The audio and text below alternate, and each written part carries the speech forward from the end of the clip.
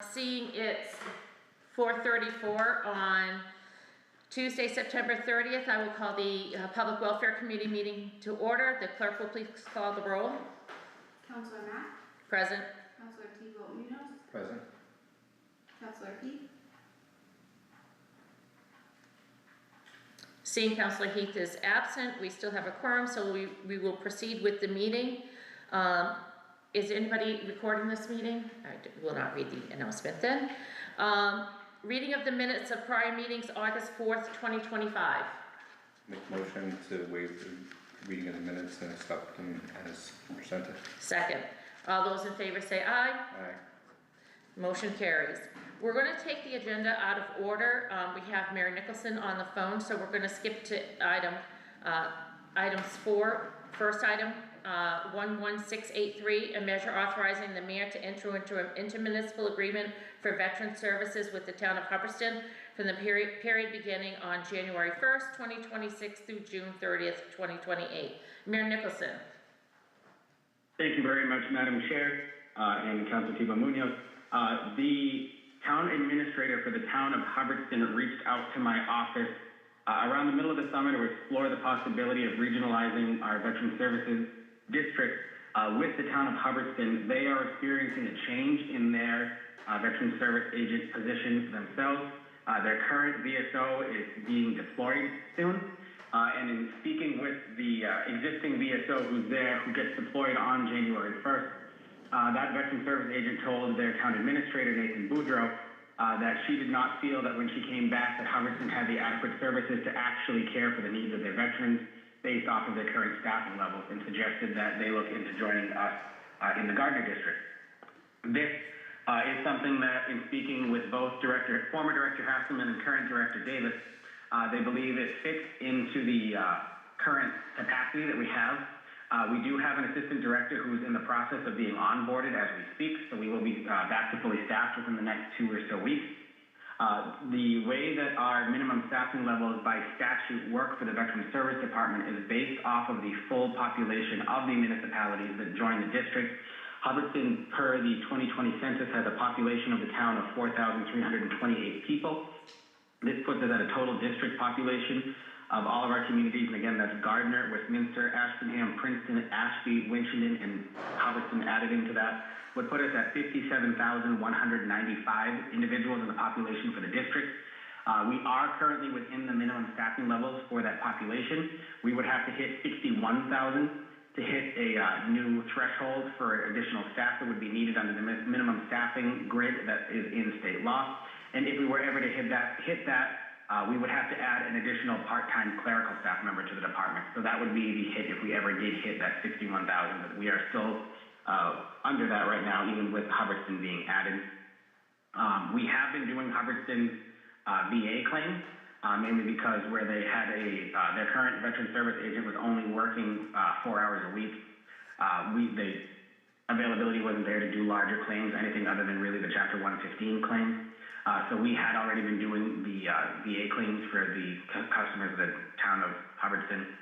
So this really wouldn't be too much there. And just like we do with all of our other towns in our veterans district, they set their own budgets. We just manage their budgets for them through the staff in the department, and then provide the services for them too. And then they pay us a intermunicipal agreement fee that is equivalent to $2 per population of the town. Which is what you see associated in this proposed agreement if this does pass. And you'll notice also too that for the first year, since they don't start until January 1st, because they had the coverage in that office until January 1st, that it is prorated for only 6 months of that fiscal year rather than the full fiscal year. So that's why there's such a big gap between the first year's assessment and the second year's assessment, is because that first year is only a 6-month rate rather than a full 12-month rate. Happy to answer any questions that you may have aside from those, and any other ones that you have moving forward. This is something that the Hubbardston Board of Selectmen has already voted to approve and has been signed by the town administrator and the town of Hubbardston on their behalf following that vote. Thank you, Mayor. Have we replaced both of the positions that were vacated in our veterans department here? They have. Okay. Yes, that's what I was saying earlier. So our new director, Chris Davis, has already been in the role, and we are currently onboarding our new assistant director. He should be starting within the next 2 or so weeks. So we will be fully staffed in the department, as I said. Perfect, thank you. And so, as you were saying, Mayor, so this will give the new people 3 months to get acclimated before they take on another community, correct? Correct, yes. Okay.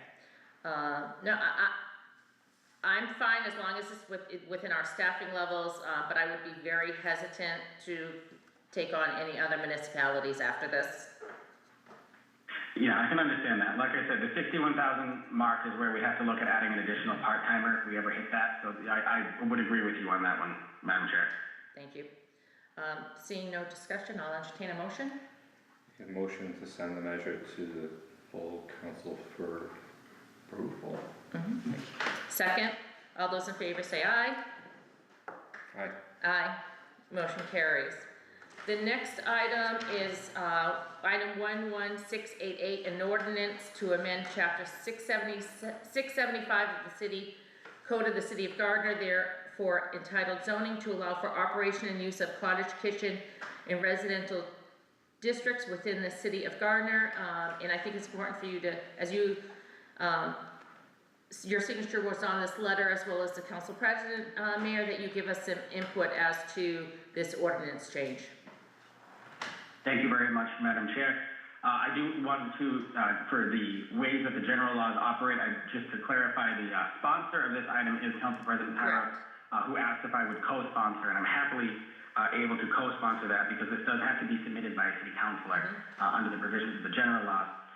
But this is something that actually was brought to us from a business that was looking at opening in Gardner the right way and following the right legal processes for businesses to open in Gardner, and saw that our current zoning does not have any reference to cottage kitchens in our zoning ordinance. But we also have an item, a line item in our zoning ordinance that says if a definition or a use is not listed in our zoning code, that it is explicitly prohibited from operating in the city under those regulations. So if it doesn't say that it's allowed, then it's expressly prohibited in that matter. So since a cottage kitchen is something that we're seeing a lot of, in fact, it was recently highlighted in an article in various newspapers that cottage kitchens are basically home bakers that are looking to be able to sell to the public. They are still subject to all Board of Health regulations. They are still subject to all state sanitary code and building code requirements. It's really just, rather than having a brick and mortar storefront, a lot of the work is prepared in the house rather than in an off-site location. So this is something that we are looking at allowing right now. When I mentioned the business that brought this to our attention, to the council president of mine's attention earlier, I mentioned specifically starting a business the right way, because during this review we also found that there are about 7 cottage kitchens that are currently operating in the city of Gardner because they just decided to open and begin their operations. And this person, came to City Hall first and said, what do I need in order to start this business? And then was told that they were unable to open that business. So this is really us, as part of our review of our ordinances that we're looking at doing, to really cut back on a lot of the needless red tape that we've had out there. And really, we've said often that Gardner is a place that's open for business, and showing that we actually are willing to be open for business and getting, these regulations cut back. So if you look at the section 2 of the proposed ordinance, it does list the table of uses that are there. This right now would have the permitted use in single family 1, rural residential 2, and general residential 3, which are our 3 residential districts in the city, while not permitted in the commercial or industrial districts, mainly because we try to focus on people having more of a storefront offsite location in the commercial and industrial areas of the city. So that's why it's written that way, and happy to answer any questions that the committee may have above and beyond that. Councilor Tipa-Munoz. Sure. Well, it definitely sounds like something we need to support. If there are currently, if I heard that right, 7 operating under the radar, potentially not following code. So I don't really have any questions, except that I feel like it's needed, given that this type of business is needed. No, I think, cottage kitchens are becoming increasingly more popular, and I thank the council president and the mayor for bringing this to us to have more guidelines of the process and that everyone's doing it the same. That it shouldn't be, you know, if we try to fly under the radar, you know, we're not responsible. I will just say that I did, with myself, call and confirm with the Board of Health. I did wanna, again, make sure that they were, had to meet all, city Board of Health and state, sanitary, requirements, which they do. So I think this is great to have, the process formalized and to make sure that people, you know, just not make it complicated for them, but they're all meeting the same guidelines. And again, as you said, Mayor, that we want to be more business friendly, but we don't want them chasing their tail, not knowing, you know, what department they have to get what permission from. So I appreciate this process being streamlined. Thank you. Yeah, that was the exact goal that we were trying to do. Councilor Tebow-Muniz? I assume that, President Tyros is co-sponsoring, you said that you need a sponsor. He is the sponsor. Is the sponsor, okay. Yeah, the mayor cannot sponsor an Right. ordinance or, Okay. yeah, so the sponsor is Yeah. the council president. And, you know, and as I said, I think it was just from the fact that, you know, the building department being involved, the Board of Health being involved, you know, people being sent, you know, in different directions. And sometimes the left hand doesn't know what the right hand's doing. So, I think this is going to be great, especially as if there's anybody flying under the radar, now holding them to make sure they go through the proper channels as well. Anything else, Mayor, you wanna add? No, that was all I had, Madam Chair. Thank you. So with that, I will entertain a motion. Make a motion to, send the ordinance to the full council for approval. The motion is to send the ordinance to the full council for approval. Is there any discussion? I just want to mention that the full city council has already planned to schedule a joint public hearing on this with the planning board because it is a zoning ordinance. So that will be occurring. So with that being said, all those in favor say aye. Aye. Aye. Opposed? The motion carries. Thank you, Mayor, for calling in today. I appreciate it. Thank you, Madam Chair. Take care now. Yeah, bye. And we will proceed to section 3 of our agenda, to department updates, and we will start with the library. Rita.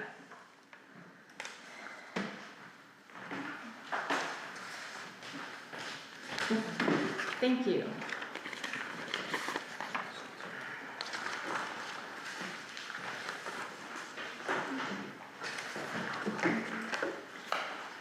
And before you I'll let you get settled for a second, just for the public, anybody watching this, that the welfare committee meeting will be meeting once a month for the next 3 months, at least, more if necessary.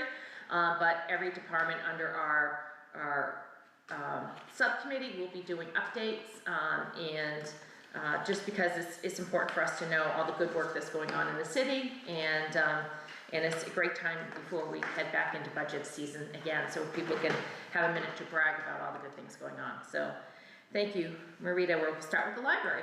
All right, thank you for having me, councilors. My name's Marita Clements. I'm the director of the Levi Haywood Memorial Library. So I will start with our state requirements. The library is under the jurisdiction of the Massachusetts Board of Library Commissioners, and we're required to fulfill certain requirements in order to get our annual funding and to keep the city certified. In fiscal year 25, thanks to the generous support of the City Council, the Levi Haywood Memorial Library met all financial requirements for state aid and met 90% of the required open hours. The mayor's budget this year, passed by the City Council, allowed for the hiring of 3 new part-time staff, and with some very creative scheduling, starting this week, we will be able to extend our open hours to 50 a week, and this does meet the state's requirements, and will increase our state aid award by 12.5% and allow us to provide the citizens of Gardner with the library services that they deserve.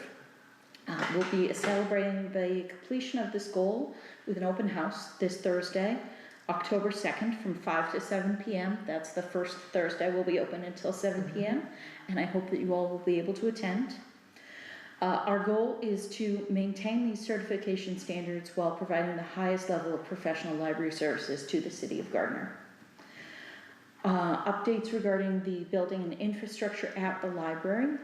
Our current status is that the fire and security alarm systems have been updated to a modern wireless system, and a new internet-based telephone system will be installed next week to replace the 20-year-old computerized system that's currently running on copper wire phone lines. Our goals are to request funding from the Friends of the Levi Haywood Memorial Library to update staff and patron computers. We have 9 that are currently too old to be updated to Windows 11. So we hope to be able to update those in the near future, ensuring that we're able to maintain digital security. We will be exploring grant opportunities to replace the library's HVAC and increase the building's energy efficiency overall. As the building is now 21 years old, the association will soon need to begin major overhauls of the HVAC system, which has reached its full lifespan. And our last goal regarding the library's infrastructure is to update our website, making it more accessible and user-friendly, and including a digital catalog of library programs. We hope to be able to complete that this fiscal year. Regarding the library's materials collection, as of June 30th, 2025, we hold a collection of 131,304 items, including books, periodicals, CDs, DVDs, and other items. We also provide access to 8 million items that are held by the C.W. Mars Library Consortium, to which we belong. Over the course of fiscal year 26, we intend to add reading materials in Spanish and Portuguese, add read-along books for children, which are those that include a digital audio book so they can press and hear the story read to them, and we intend to add an adult comics section. We look forward to establishing a library of things, a collection of non-traditional items for patrons to borrow from the library, such as tools, household technology, games, and other items. We have significantly increased library programs and attendance over the past 2 years. I won't read all the numbers out loud because I'm not good at that, but you'll see on the second side of the sheet that I gave you, our numbers have been really remarkable. We had 507 programs with 8,656 attendees in fiscal year 25. Due to the hard work of the library staff and community partners, we've increased adult, children's, and young adult programs and increased the patron turnout for these programs. Our goal there is to support our newly hired teen librarian and outreach initiatives to the local schools and the community center, and in creating a teen advisory council and building a robust slate of programs that serve the Gardner community between the ages of 12 and 18. I will be requesting more hours for our teen librarian when you see me again during the budget season. Some highlights of our recent programming. We had 303 people come to play the library's life-size Candyland game this summer from June 26th through July 2nd, including a lot of repeat players. It was a wonderful time. Just last week, we hosted local author Carolyn Hoshard's talk at the library, and we had 30 people in attendance. An English language learning circle now meets at the library weekly and usually has between 12 and 20 participants. And our 1,000 Books Before Kindergarten program, which encourages families with children under 5 to read, has 31 new participants this year. Our kickoff block party for the 2025 summer reading program had over 300 attendees, and the summer reading program had 170 children sign up, 25 teens, and 149 adults. We also had many businesses that generously supported the summer reading program with prizes. Chairtown Lumber, Bruce's Watch and Jewelry, John's Sports Shop, Priscilla Candy Shop, Studio 4 Potters, Gardner Cinema, Parker House of Pizza, Gardner Ale House, Victoria Coffee, Taco Ray Caliban, Chipotle, Great Wolf Lodge, Izzy's Ice Cream, Diamond Hearts Art Studio, Straightaway Records, Lance Trampoline Park, and the GFA Bank and Credit Union. I hope you'll forgive me for reading out that whole list, but I think they all deserve thanks. And I would like to thank you for your continued support of the library. You'll find in this packet as well our programming schedule for the fall for adult, children's, and teen programs. Councilor Tebow Munoz, any questions, comments, concerns? No questions, I think the work you're doing is amazing. I love that you're opening up the space to more folks in the community and, you know, really becoming that welcoming place that, you know, place that people want to go to and do go to in the community. Actually, I did have what was the question? In terms of accessibility, what is it specifically that you all are trying to do with the building structure to make it more accessible? Furniture, for one thing.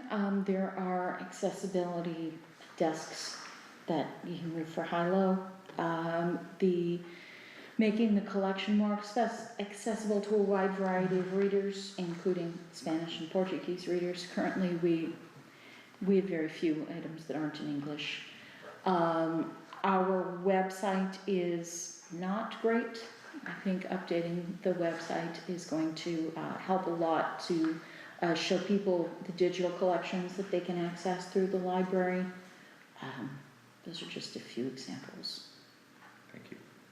I just, you know, first of all, thank you for this. I love seeing the programs for adults, because I mean, and I love seeing the adults involved in the summer reading and your children's calendar for October.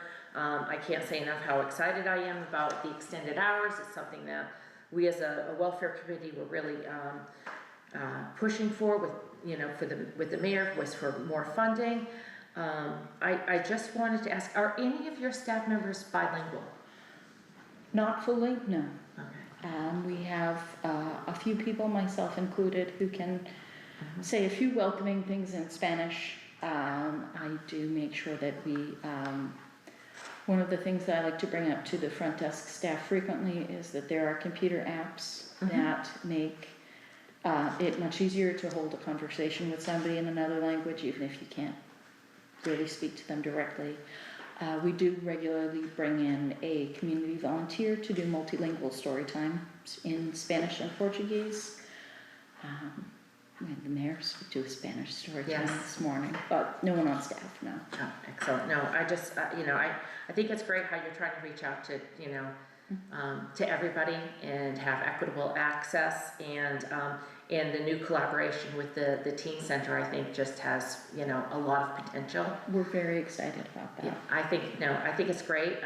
For my former role in the school department, a lot of our teens used to use the library after school, and as a former page myself, I started off working the 5 to 8 shift.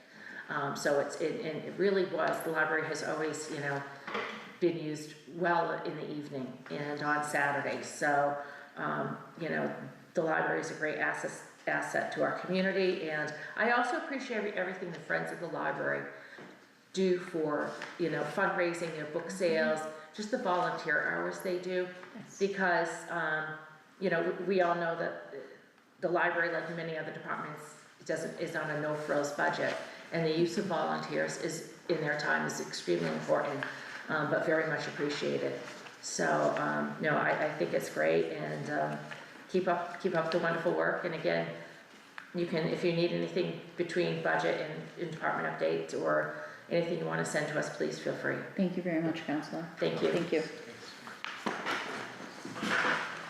Next update will be the Cable Commission. Mr. Josty? So I'm gonna admit right off the bat, I'm a klutz, and I did have multiple copies of this, and then I dropped them and stepped on it while I was coming in. I'm not giving it to you like that, so I'll give you one for now. Okay, that's fine. And then I can give you the other one after, and I can email you it, Susie. Yeah. You can email it to me, fine, that's fine. Okay. So, Gardner Educational Television's been running pretty well. We haven't run into a lot of major glitches as we go along. Just to kind of give you an idea of what we have been doing since we last met. We've continued to do the live broadcast and streaming of the city council and school committee meetings. We've been recording for rebroadcast the ZBA and planning board meetings. We've continued a monthly show with the senior center called Senior Moments, where Director Ellis brings in people who can give out information of how to do certain things, whether it be the Medicare, or I'm sure he'll talk about a lot more, for seniors' benefit. And then we've also continued our GCAT chat show which is a show that's about addiction and recovery, with Veronica Patty, who is involved a lot with the AED in the city, doing all the different events for that. We had a successful summer of recording concerts in the park. We didn't miss any. Luckily, there was no rain. I don't know if it's lucky, but there was no rain, so we didn't have to go to any rain dates, which makes it difficult for us sometimes to do. And we've been doing the lecture series at the the library. And along with that, we've been, Mr. Ellis has kept Shane busy a lot, or Andy busy, going to shoot different events like the ukulele strummers or painting, different activities that the Council on Aging or the Senior Center have been putting on, so that we can get it to more people who can't make it there, so that they can follow along with that. We've also gone out on, sometimes on spur of the moment, to shoot some like grants and announcements that primarily go more onto the city's Facebook page, not the Facebook page, the YouTube page, and some of the bigger ones we put on the TV as well. And we continue to shoot, instead of weekly, a monthly mayor's update. This year we committed again to working with the Gardner Police Department, and that's like a full-time week job while the academy's in session, to go and shoot different sections of every different section of the academy, even if it's only for a little while, whether it's PT, whether it's at the courthouse with the judges, whether it's while they're doing the drunk driving simulator with the little go-kart and the goggles, and putting that together in conjunction with their graduation to about a half an hour, 40-minute show. That ran, not only can they use it for publicity, but the kids who took part in it love to watch it. We also have covered the International Overdose Awareness Night, the National Night Out, and this year, again, we were able to cover the GHS Athletic Hall of Fame. That has actually started airing this week. We've also expanded our fall sports coverage. Shane is currently out shooting a soccer game right now. So not only is it football like it was last year, we'll be doing soccer and field hockey this year as well. And we're looking forward to getting back to regular hockey, ice hockey and basketball again this winter. The equipment is running well. Unfortunately, the cameras that I had talked to you about during budget time that was going to help make sports wonderful are discontinued. Nobody can get them. Any of our vendors can't get them anymore, so we are currently in talks with vendors to bring in some trial devices so that we can see how they'll handle it before we place the order. We want to make sure we get the right thing before we spend the money. Going along with that, the closed captioning system that we came for, it's been a longer process because I'm trying to make sure that we are fiscally responsible for it. There is a closed captioning system that's in our system already, and we're trying to confirm that it is what they say it is, because that would be just an add-on price to our annual fee. Instead of going with the other one, that was gonna be like $65,000, so we're trying to do some fiscals. I've been waiting for some vendors to get back to me. I know it's been a while since budget, but between vacations with me and vacations with them during the summertime, we're in final talks about that, getting ready to send that to purchasing and bid. We were able to purchase a GoPro style camera last year at the end of our fiscal budget, that Shane uses for sports. He can put it on the goalpost for football. He can put it on the fence behind home plate for softball and baseball, which gives a really cool view and doesn't risk the camera because it mounts on the fence but away from the fence. So even if a ball gets foul tipped back there or a throw goes errant, it doesn't damage it. So those are actually like 2-3 camera shoots with the GoPro, if you include the GoPro in it. We have run into a concern though, and it's been something that we saw coming, but something we could not get an answer from the company, because the company that makes our switcher that we use here at City Hall and in the TV station at the studio, they run on a Windows 10 platform. Windows 10 is no longer supported with safety updates, which could mean that it could become a, well, Mr. O'Keefe would love for us to get it off the system right now, but because we use it for the streaming of the city council meetings, I've been given some latitude till I can get some answers. I just actually got an answer today because the company was in the midst of a sale. Couldn't talk to reps from whichever company needed to answer the questions. I have taken pictures of the serial numbers of them and have sent them to our vendor, who is talking with the new company. And the problem is unless we're in a certain set of serial numbers, we cannot just update to Windows 11. What they can do if they're in the right set of serial numbers, is we can pack them up, we can ship them back to Texas, we can ship them to Texas. They can retrofit them for the cost of $2,000 plus shipping and handling. Or we have to go out and buy, the new cost of those is about $10,099. So we're hopefully gonna be, the system at the high school isn't really on the internet for streaming at this time, but obviously the one here is. The other option, which I'm talking to a vendor about, is a different standalone streaming unit that we can feed from the switcher and be able to put online that's not a computer per se. Other than that, that's pretty much where we are. I do have a couple personnel updates, nothing bad. Andy is current, I forgot to put it in the thing, I was told 1 page. Andy is currently working now 20 hours a week. He does all, you know, as you know, he does the nighttime stuff, he does, and all that. And the weekends, he actually went and shot the Oktoberfest this weekend, and last weekend, he was at the Hall of Fame. So that's awesome to have him for that extra time, and he is still currently staying in school, so that is good. We strongly encouraged him to do that. And just on a little side note for Shane, in case anybody sees him, give him a little bit of encouragement. Shane has been training since the beginning of the year about that he is going to run the New York Marathon in November. So he's been running around doing this stuff and then literally running around the city and the community trying to get ready for the marathon. There is no, I don't have an update with Bob yet from the fiber. We're hoping to get the fiber run up here. I know he was in the process of it. I just didn't get a chance to talk to him from when I found out on Monday morning that we were having this meeting. Oh, okay. I was away running That's fine. I was running a wood bench training, which is like a high-end adult leader training for scouts, and I saw the email on Monday morning when I walked in. Any questions? Any comments? Thank you, Director Josti, for your presentation, and I'm truly appreciative of having access to Gardner, public access to television in Gardner, so that we can create access for folks who can't make it out to games and events and to city council meetings and so on. So I think appreciate your work, and hopefully we can, in the next round of budget, get some funding to update some of the equipment that you have that's becoming obsolete and outdated. The sad part is those switchers are only 5 years old. Yeah, We ordered them in 2021, so they were probably built in 2020, but because they're a computer platform, Windows decided they wouldn't service 10 anymore, so that's kind of what's throwing us for a little bit. Everything's made to not last, right?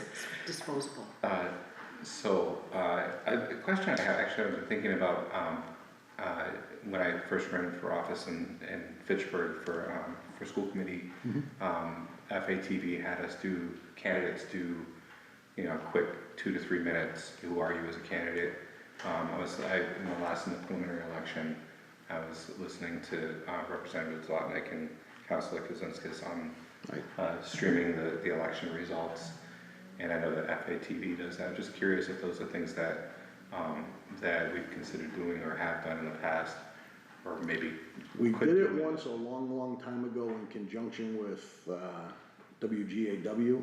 The radio station was doing it, but deciding on where we're gonna do it from now, I probably would not wanna start it in this election series right now, but maybe doing the little one bumps. The problem is we get one person to come in and do the quick little, 2-minute, this is what I am, this is what I stand for, and then the other person who they're running against doesn't. I'm very cognizant of the equal opportunity during election times and things. Now, some will say, well, they didn't come, you offered it to them, but I'm kind of always been of the theory that we have to kind of make sure we have everybody. We have covered debates before when they've had debates.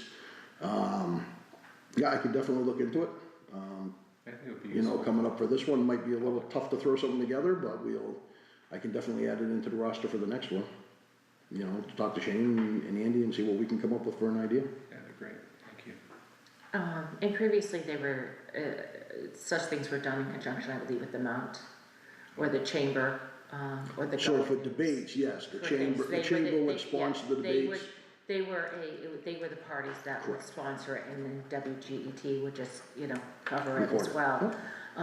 But I just wanna say, I know we're talking about a big item to, you know, fix the chambers, but, it's important either way that it's Absolutely. done. Absolutely. And, you know, at least we have the opportunity through YouTube, if we, you know, if there's a meeting or two that have to be, taped and then published after. So the thing is I can always tape Exactly. and delay it. It's a matter of to be able to stream it live, it has to be connected to the Right. internet. Other than that, that's like, kinda like what we do with, planning and zoning, we record it. Right. And then we put it up the next morning, which is what we used to do. We always went live with city council, but all the other ones used to be streamed to put on the next day, but And I do watch a lot, I do watch a lot of the ZBA meetings, and I will say that on WGET, you have really increased your coverage of, the museum has been having amazing programs too. There's, you know, programs, I think, I felt really bad, she emailed me I on get the same one every time I turn it on, Saturday but, you know, Yep. I just, but they do have great programs, and I just think, as, you know, as Councilor Tebow, you know, was saying, just the accessibility and the availability for people to see things going on within the city is really important. I'm also seeing a lot of new programs coming out of the library, so Yeah, we'll probably have to and that's talk great. about what we can do Yeah. for Whether- that. Whether it's the teen center, you know, the library, the senior center, you know, the museum, it's all good, it's all Sure. positive, and that's just, you know, it just, as well as the, just the billboard, you know, the notices of what's going on, within the city, whether it be a trash day delay or snow delay or whatever's going on Snow with delays, the I get the school call and at 4 o'clock everything. in the morning, the school's closed. You know, so, and, you know, or to membership information for the golf course, so, no, you know, you've always had a very stable, stellar staff, and it's been, you know, and you guys, I've never heard you guys say no whenever, anyone asked to do something, so, you know, as, you know, I just appreciate it, and hopefully we can support you in getting the equipment as you need it. I hope so. That's why I'm looking at the other equipment for closed caption very carefully when I found out about this. Yes. So instead of having to come back and say, I need $10,000 more, if I can save $10,000 on the product, that might Right. wash, because I also know that the money comes from a reserve for account that, you know, since cable and a lot of people are cutting the cable and using only internet for watching TV, I have noticed that the account quarterlies that come in has started to drop a little bit.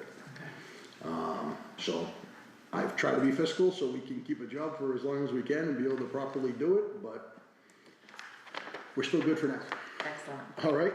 thank you very Do you want me much, to give this to Susie or email Susie? either way is fine. Yeah, either way. So I'll give that to you, so you have it, and I will email Susie. I apologize. Nope, not a problem. Director Ellis, last but not least.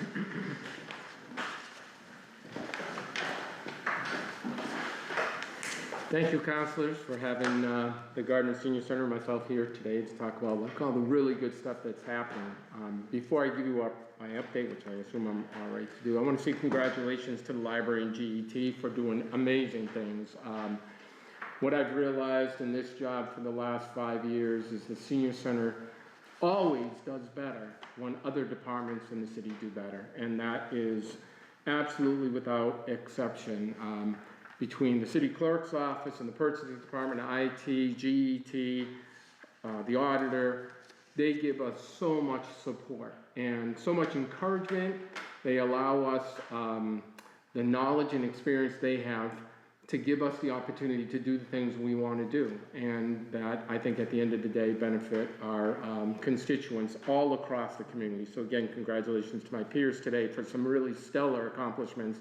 And the other thing I want to mention is volunteers at the Senior Center. I talk about it all the time, but the reality is so much of our programming would be impossible. It would be impossible to do. And so many of the accomplishments we've had in the last year simply wouldn't exist without the enormous support and contribution of volunteers from throughout the community. So I think if there's a message to be had today, and I'm hoping you hear a lot of really good messages, first and foremost is my appreciation for the volunteers. In FY24, in fact, it was a weird year. We were working with the immigrant families. We're still doing COVID clinics. There were a lot of kind of extraordinary things happening in the Senior Center. But that year we logged about 960 volunteers and 16,000 hours of volunteer time that really, in essence, had a value of between $250,000 and $300,000. Now, I kind of call that fake money, right? Because we wouldn't pay those volunteers, but the reality is the value and the impact they have is enormous. But I do want to share with you some highlights of real money that is a benefit to the constituents of Gardner. In the report I gave you, I want to let you know that conservatively, we've calculated about $2.65 million, and that blew me away. That was astonishing. I never in a million years imagined that the financial economic impact from the services we provide would hit that amount. And let me tell you a little bit of the stories about that. Last year, we did about 430 seniors in the senior buy-in program, which saved them $187 a month on the Part B premium. $187 a month times 12 months. Each and every month they get that. And the value of that alone, real money, that's no longer being deducted from their Social Security check for their Part B premium, was $964,000, almost $965,000. We enrolled about 43 seniors in the low-income subsidy, which saved them $264 a month for their MedX premiums times 12 months, was about $136,000. But it also eliminated their $2,000 annual cap, their annual contribution, rather, copay, on their MedX plans, which was an $86,000 value. That's $1.187 million. Let me say that again, because it still is astonishing. $1.187 million that goes back into the pockets of area seniors. Again, we couldn't do that without the volunteers and the partners we have in the community. It would be impossible to have that kind of reach and impact, but we can do it because we built the partnerships and the relationships. Our case management services have saved seniors about $500,000. Some examples, well, a little bit more than $500,000, but some examples are we were able to get somebody qualified for Social Security at the age of 74 years old. They had never applied for it. They were living on a very, if I told you the amount, you'd be astonished, but we're able to qualify this person. They received $2,800 a month in Social Security. Huge impact. That alone was about $33,000 plus a back Social Security payment of $15,000. $140,000 we saved a senior on a claim on pension fraud through our Elder Protective Services reach and armed. Our RAFT program, which is a program that provides subsidies for folks that qualify for housing, was another $210,000, plus an $18,750 fund that was available to them throughout the year. Just remarkable and substantial amounts of money. Our SNAP and nutrition benefits, people enrolled at the Gardner Senior Center, we enrolled 54 people. Doesn't sound like a lot of people, right? Like, what's the impact? 54 people received $215 a month. For 12 months was $139,000. Our farmers market coupons over the last 2 years was $15,000 of real money being put into the pockets of seniors to purchase fresh fruit and produce. Our food drive brought in about $12,000 worth of food. Some other cool things, we did a recycling program. Our recycling day brought in 3.16 tons of paper, about 1,000 pounds of electronics, and throughout the year we have been able to recycle 12,600 pounds of textiles, which is like crazy to me with that little container we have in the back that we brought in almost 13,000 pounds of clothing and accessories. Transportation programs have saved seniors about $55,000. All of that with, I think, a pretty remarkable response by the community. We had about 10,000 inbound calls and 10,000 outbound calls from the Gardner seniors last year. We received 40,000 views on our Facebook page, which is a fairly new vehicle that we've implemented this past year. We have a reach of over 6,300, which is really good for a senior center. Not so good for, say, like, I don't know, a large organization or Haywood Hospital, but really exceptionally good for a senior center when you look at metrics across the board. We have likes of 700. We have followers of almost 1,000 that follow the Gardner Senior Center media page. Our Google page has seen about 2,700 views, over 1,000 clicks now from our business profile. Our Google rating, and folks that hear this, please, if you're disappointed with the senior center, please don't log on to Google, give us bad reviews. We're doing great right now. Our Google reviews are 4.7 out of 5. Our Facebook reviews are 5 out of 5. So we're seeing very high levels of satisfaction and engagement at the senior center. We did 125 tax returns last year. Conservatively, in the Commonwealth of Massachusetts, the average cost for state and federal returns is about $275 per person. We downsized that estimate to $150, but at $150, that was a savings of about $18,750 for our seniors. Real money that they don't have to spend later. We do countless hours of advocacy, of intervention. We provide housing assistance, nutrition assistance, transportation assistance. We make referrals and make direct connections. We don't just tell people to call Haywood Hospital or call CHC. We make the calls and get them connected to primary care, mental health services, substance use and recovery services. We do conflict resolution for them, being their advocate, calling places like Comcast and other types of experiences they have that aren't really working. And we have been able to develop partnerships with legal and financial services to help folks with those other things. In your update, I've kind of provided a much more broad description of this past year, the updates. But the primary things we do, our Ballywig services, our Medicare and healthcare counseling, we do a lot of it, whether it's Medicare, Medicaid, a lot of connector services, which we don't even include in our metrics because there's no way to capture it. I tell you about case management services, and it's sometimes lost on us, but the reality is there's no other social service agency for the city of Gardner, not in the city of Gardner, but for the city of Gardner. So in our police department, fire department, board of health, veteran services have an extreme case. The senior center, regardless of age, is always involved in that, trying to affect housing opportunities and other types of services that support those people in transition. So in the case management also goes to the elder protective services side, so we're looking at exploitation or abuse in some way, shape, form, or manner, and we're involved with our partners, Aging Services of North Central Massachusetts.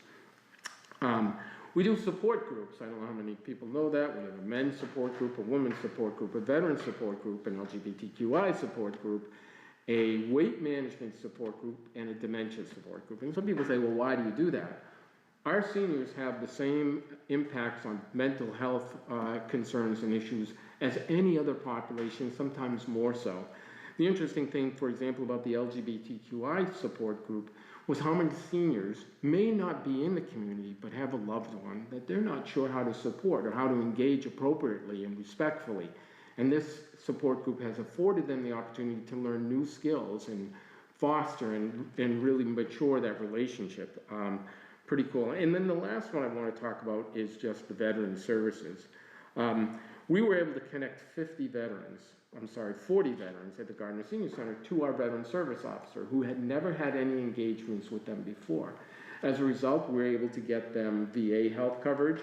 We were able to get them, the new benefits for their disability of between $175 a month and $4,000 a month, depending on the percentage of service-related disability. I don't know that number, but I can tell you the bottom number of $175 had a value of $84,000 of direct services because of the connection they made to the VSO at the senior center. And they receive up to $2,600 a month for medical reimbursements because of that connection as well. The impact, the financial impact, is enormous, and I hope that you know and understand that sometimes people have the idea that we're a convalescent home or a nursing home. And while it's true, we have people of all of all dimensions of mobility, some that are very active and able, and some that are less so. It's a very vibrant and active community, and of course I welcome and invite you. It's a public building, I don't really have to, but I want you to be there. You guys have been engaged in the past, and every time you show your face, it allows our seniors to know who the people are that they need to talk to when there's a problem outside of the senior center. We have some things going on, a couple, we're obviously waiting with bated breath on the status of our new location. I'm really excited about. We're developing an identification badge system for our volunteers. We do not badge them now. And sometimes that's a little disconcerting because people don't know who's in charge of a particular group or effort that's going on there. We have to do some restoration on a fire escape. We're hoping to get the resources from the DPW to assist us in that, but we're probably going to have to outsource that, which will probably be a considerable cost or expense. We're delaying it as much as we can, and when it becomes unsafe, we'll have to close it down. And then the last thing I need to let you know about, you're probably going to be hearing from me in the near future. It's almost October 1st, and I have almost depleted our overtime. And my overtime coming into this year was a small amount of money. It was $500. And last year we were able to offset it with some other accounts, which I was able to do later in the year because we could make an accurate forecast of what we had from available salary resources to do the transfer of appropriation. I just don't think I'm going to be able to wait until May of next year to do. I won't be able to. We're not even in the winter season yet. Once the snow hits and people are doing snow removal and things like that, it goes up. And part of the issue with our overtime is the number of nighttime programs we're doing and weekend programs. Last night, for example, we had two. We had a Medicare 101 for the community. Folks that might not be engaged with the senior center are able to make our daytime programs. And we had our dance program. Tuesday nights, we have our Quilters Guild. Wednesday nights, we have support groups. It's a kind of long duration event, which we're able to cover pretty well. Last year, I think we hit just about the $1,000 mark all year, but we're over that already. Yep. How'd I do? Did very well. Good. Lots going on. Yeah. Thank you, Councilor Teagle. Director Alice. I'm always blown away. You have a way of presenting numbers. Every time I hear you speak, I'm like, oh my God. Wow, you guys are like do so much and have such a great impact on our community. Actually, can you remind me how many part-time and full-time staff are there in the senior center? We have so kind of permanent full-time staff are myself, my administrative coordinator, and our facilities person. So facilities, they help set up for programs, but they don't do any of the program or intervention things, but they are the backbone of getting our rooms switched. And we've added a lot of programs. I can't understate the importance of that position. We're flipping rooms all the time, and he doesn't do it alone. And when it's time to flip a room, that usually means the director rolls up his sleeves, or we're able to engage other volunteers. And we have some stellar volunteers that help in that regard. Snow removal is not a single person task. That's something that he and I share. Opening the facility is my job. I come in early to do that, and then at the end of the day he closes up. And our administrative coordinator, she takes care of all the kind of program registrations and follow-up calls. In addition to that, we have 3 other very part-time people. 8 hours a week is Nita Boudreau. She works on Mondays. 6 hours a week is Karen Oliveri. She works on Tuesdays. And 15 hours a week, we have Lauren Penny. She does keeps me on task for social media and is our lifeline person. So who does all the case management and all this stuff? That's the funny looking guy in the corner office. That's all me. Okay. Yeah, it is. Okay. Yeah. And where do your volunteers come from? I just want to offer. I mean, if you may have had volunteers in the past, taking off my counselor hat, putting on my Massachusetts hat. That's what I do new in the job. But so if you need volunteers, we should definitely talk. Would love to. And in fact, we have a great relationship with Massachusetts Community College, the Human Service Department. They provide us some interns, which is a great experience for the interns to see a really dynamic environment when we talk about advocacy and social work type environment, it gives them just a whole ton of experience. We also provide opportunities for those interns to work upstairs at the CAC, which also provides an enormous amount of opportunities for people to see social work. But our volunteers come from every walk of life. Most recently, one of our neighbors knocked on the door. She is a nurse practitioner, but is very interested in cricket. And I lost my cricket instructor a year ago, so it was opportune and fortuitous that she would come knocking, but it really comes from word of mouth. We have a philosophy of asking people what they like to do and giving them the opportunity to do it. So the dance, for example, some folks were talking, Ann and Paula, beautiful people. They go to dances all over the Commonwealth and asked whether they could do a dance at the senior center. I said, we'll do a dance for sure. And then it evolved into dance classes. We've been doing dance classes every Monday night for 18 months now, because of their generosity of time and spirit, of skills.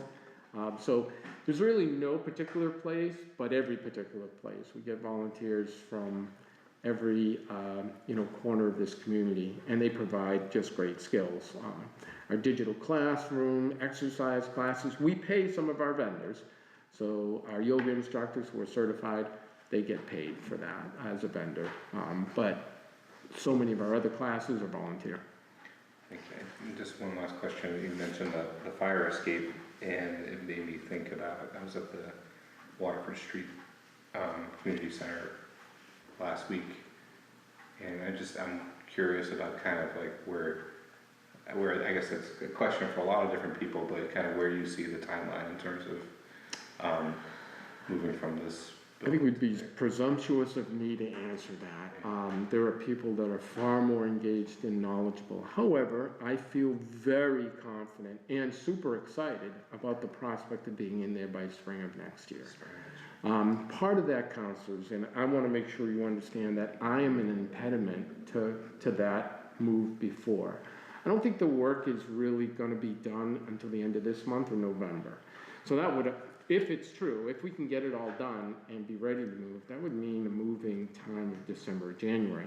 Well, November, December, and January are my 3 busiest months at the senior center. And we really believe, realistically, I think we're going to have to close down entirely, not offer any programs for up to 2 weeks. To pack everything, it's like, packing grandma's house, only worse. It's something that I'm involved in, and that makes packing worse. Like, we have so much stuff.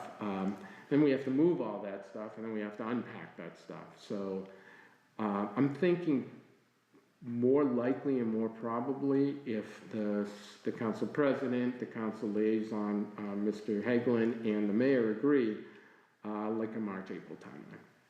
Thank you. But, and understand there's a whole lot of other moving parts to that. So I'm only telling you from a very, very basic and kind of superficial perspective. They can probably tell you more about the moving parts.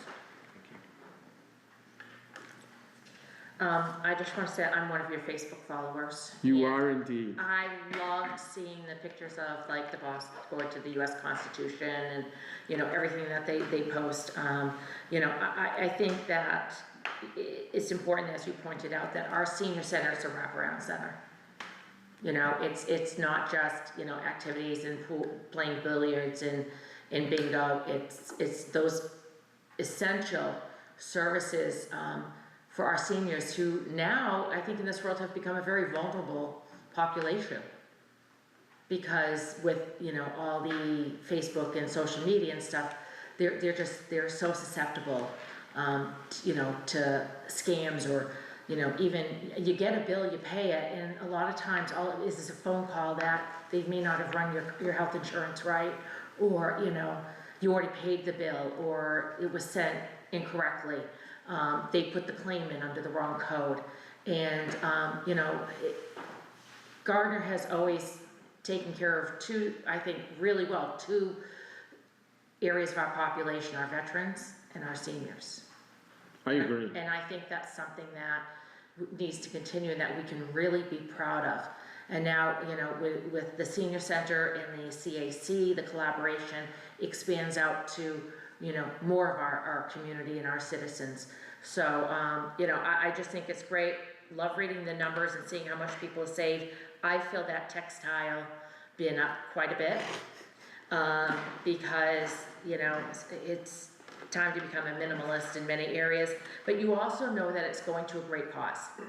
You know, and if you don't put it in the bin, then you can call the CAC and they take donations of things that, you know, are Can be in better reused. shape and can be used. So I think it's, you know, donations and volunteering doesn't necessarily have to be your time, it can be material things. You know, and, you know, your newsletter just, you know, reflects, you know, not only just the activities, but the services, but how important the senior center is to a large part of our population, not just in Gardner, but in the area, because I know a lot of other people, you know, take use of it. So, you know, I appreciate your updates are always quite specific and Lengthy. But on the other hand, it just reflects the good work that people are doing, and whatever we can do to constantly publicize what the senior center can offer to the people who, you know, who may think they're too young to take advantage of the activities, or you know, or are too embarrassed or afraid to ask that question.